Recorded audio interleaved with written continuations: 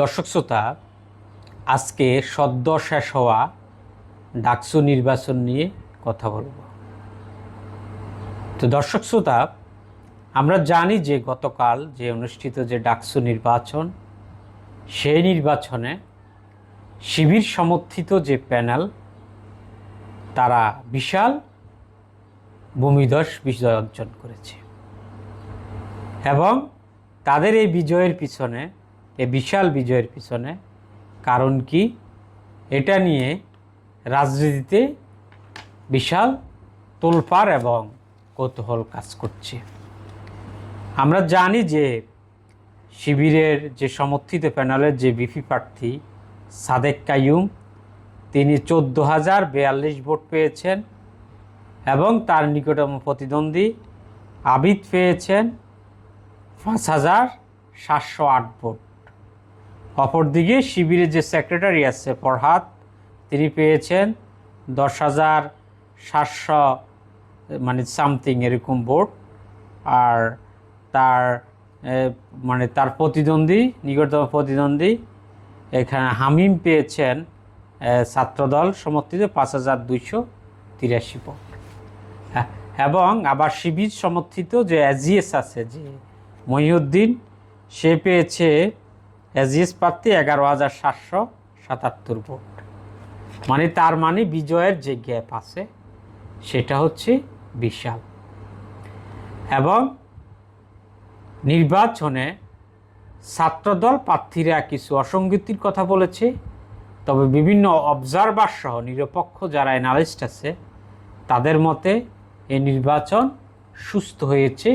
ছোটোখাটো একটু ত্রুটি থাকলেও এই নির্বাচনকে তারা বলেছে যে মোটামুটি ভালোই, মোটামুটি সুস্থ ইলেকশন এটাকে বলা যায়। এবং তারা ওএমআর শিটের মাধ্যমে তারা ভোটিং পদ্ধতি করেছে, পরে এটা কম্পিউটারাইজ করে এটা তারা গণনা করেছে এবং ফলাফল আসতে একটু সময় লেগেছে। এখন যদি আমরা বলি যে শিবিরের প্যানেলের এই ভূমিধস বিজয় নৈপুণ্যের কারণ কি, এটা যদি অ্যানালিস্ট করি, সেটা হচ্ছে দর্শক, গত রেজিমের সময় যে ছাত্রলীগ ছিল, তারা কিন্তু শিবির তখন কিন্তু প্রকাশ্যে ক্যাম্পাসে রাজনীতি করতে পারত না এবং শিবির সন্দেহ ট্যাগিং দিয়ে অনেকের উপর নির্যাতন করা হয়। এটা একটা বাস্তব সত্য কথা। এবং বিভিন্ন গণরোম এবং গ্যাস্ট্রোমের প্রচলন ছিল। যারা সাধারণ শিক্ষার্থী ছিল, এসব নির্যাতনের কারণে তারা খুবই অতিষ্ঠ ছিল। অ্যাট দ্য আদার হ্যান্ড আরেকটা বিষয় হচ্ছে, শিবির তাদের যে প্যানেল যে সাজিয়েছে, এটাতে তারা খুবই ইনক্লুসিভ এবং রিসার্চ করে সাজিয়েছে। তারা জুমাকে তারা নিয়ে আসছে ইনক্লাব মঞ্চ থেকে, এবং সেখানে পার্বত্য চট্টগ্রামের একজন প্রতিনিধি সংখ্যালঘু তাকে অন্তর্ভুক্ত করেছে এবং যে জুলাইয়ে যে চোখ হারানো একজনকে তারা অন্তর্ভুক্ত করেছে। এবং কি গত অগাস্টের পর শিবির এই ডাকসু নির্বাচনকে কেন্দ্র করে তারা অনেক সুদূর প্রসারীভাবে এখানে কাজ শুরু করে এবং তারা বিভিন্ন অনুষ্ঠান করেছে, বিভিন্ন হলে হলে পানির ফিল্টার দিয়েছে এবং তারা বিভিন্ন কোরবানির সময় শিক্ষার্থীদের জন্য এখানে ভুরিভোজের আয়োজন করেছে। এবং তাদের যে এজিএস প্রার্থী যে মহিউদ্দিন, সে অনেক ভালো ছাত্র, তার রেজাল্টও কিন্তু অনেক ভালো। এবং এরপরে যে ফরহাদ আছে, সে খুবই ডিবেটর ছিল এবং যুক্তিসঙ্গত কথা বলতো। এজন্য তাদের মেধার কাছে শিক্ষার্থীরা তাদেরকে মেধার কাছে হেরে গেছে এবং তাদেরকে ভোট দিয়েছে।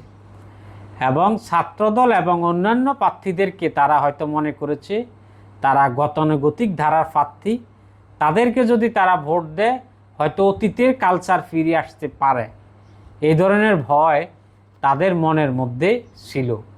এটা আমার একান্ত বিশ্লেষণ। এজন্য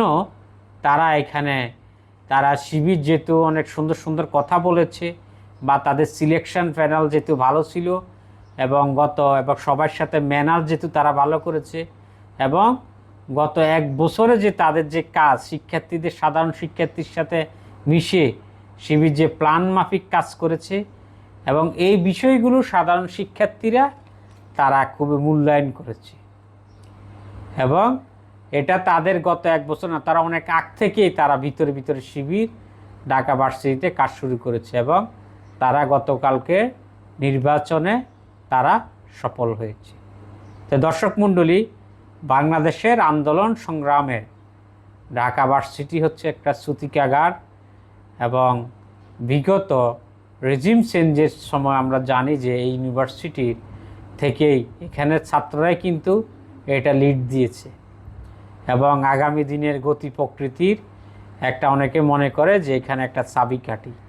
তবে আমরা মনে করি যে প্রতি বছর যদি ডাকসু ইলেকশন হয় তাহলে এটার একটা এখন যে একটা ক্রেজিনেস, একটা সবার যে আলোচনার কেন্দ্রবিন্দু, এটা কমে যাবে, এবং ডাকসু ইলেকশনের মধ্য দিয়ে যারা শিক্ষার্থী আছে তাদের মধ্যে নেতৃত্ব বিকশিত হবে। এবং ঢাকা, আমরা জানি যে ঢাকা ইউনিভার্সিটির যে শিক্ষার্থীদের যে শিক্ষার যে মান, এটা আগে অনেক উন্নত ছিল। এখানে বিভিন্ন রাজনীতির ফলে এখানে বিভিন্ন রিসার্চ কমে গেছে, এবং ওয়ার্ল্ড র্যাঙ্কিং এই ইউনিভার্সিটির মান কমে গেছে। এবং ইউনিভার্সিটির যারা বিপিজিএস, তারা পদাধিকার বলে সিন্ডিকেট এবং সিনেটের মেম্বার, তাদের উচিত হবে যে তারা এখানে শিক্ষার মান উন্নয়নে ছাত্রদের তারা যোগ্য প্রতিনিধি হিসাবে এখানে কাজ করবে এবং শিক্ষার্থীদের সাথে ভালো আচরণ করবে। যদি সেটা তারা করে তাদের ভবিষ্যৎ আরও উজ্জ্বল, আর যদি এটা না করে তাহলে ভবিষ্যতে শিবির হয়তো নাও পাশ করতে পারে। এই জন্য তাদেরকে সতর্ক থাকতে হবে। তবে গতকালকে তাদের বিজয় হচ্ছে তাদের সুদূর প্রসারী পরিকল্পনার অংশ, এবং তারা শিক্ষার্থীদের সাথে ভালো ব্যবহার করেছে, এবং তাদের আচার ব্যবহার, তারা শিক্ষকদের সাথে বিভিন্ন যারা টিচার আছে তারা সুন্দর ব্যবহার করেছে। এখন হচ্ছে গ্লোবালাইজেশনের যুগ, এবং শিক্ষার্থীরা আসলে চেতনা ব্যবসা পছন্দ করে না, ট্যাগিংয়ের রাজনীতি পছন্দ করে না, একজনকে মিথ্যা ট্যাগিং দিয়ে হয়রানি করা। এবং আরেকটা বিষয় হচ্ছে যে গত 5 আগস্টের পরে যে একটি দলের বিপক্ষে যে অনেক ধরনের অভিযোগ আছে, বা বিএনপি যেহেতু বড় দল, অনেক অভিযোগ তাদের বিরুদ্ধে ছিল, এটার একটা প্রভাব এখানে পড়তে পারে। এটা শিবিরের জন্য একটা প্লাস পয়েন্ট হয়েছে। এবং আমি মনে করি যে কোনো জিনিসের একটা অপোজিট সাইড থাকলে কেউ স্বৈরাচার হয়ে উঠতে পারে না। এবং ছাত্রদলের জন্য সামনে আরও সুযোগ রয়েছে, তারা যদি আরও সুন্দরভাবে তাদের আরও গঠনমূলক কার্যক্রম করে শিক্ষাঙ্গনগুলোতে, তাহলে ফিউচারেও তাদের জন্য অনেক সুযোগ অপেক্ষা করছে। হতাশ হওয়ার কিছু নাই। এটাকে জাস্ট একটা স্টুডেন্ট ফোরাম ভাবা উচিত, যারা শিক্ষা নিয়ে কাজ করবে। এবং শিবির যদি বিজয়ের এই প্ল্যাটফর্মে কাজে লাগিয়ে তারা যদি সুন্দর একটা গণতান্ত্রিকভাবে তাদের ডাকসুকে পরিচালনা করে, তাহলে শিবিরেরও ভাবমূর্তি বাংলাদেশ আর উজ্জ্বল হবে। বাংলাদেশে নতুন ধারার ছাত্র রাজনীতি বাংলাদেশে প্রতিষ্ঠা করার একটা সুযোগ, এবং তারা যদি এটা দেখাতে পারে তাদের দলের জন্য ভালো হবে, দেশের জন্য ভালো হবে। তো দর্শক, সবাইকে অনেক ধন্যবাদ।